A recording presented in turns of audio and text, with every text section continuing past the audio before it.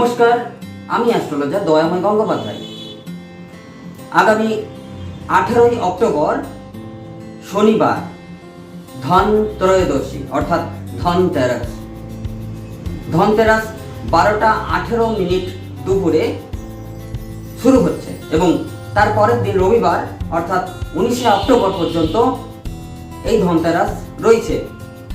Time হচ্ছে 1:51 পর্যন্ত দুপুর। পুজো করার শুভ মুহূর্ত হচ্ছে 18ই অক্টোবর অর্থাৎ শনিবার সন্ধ্যে 7:16 থেকে 8:20 পর্যন্ত।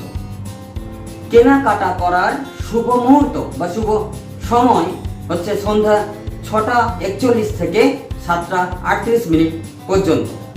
সবাই ভালো থাকুন, সুস্থ থাকুন।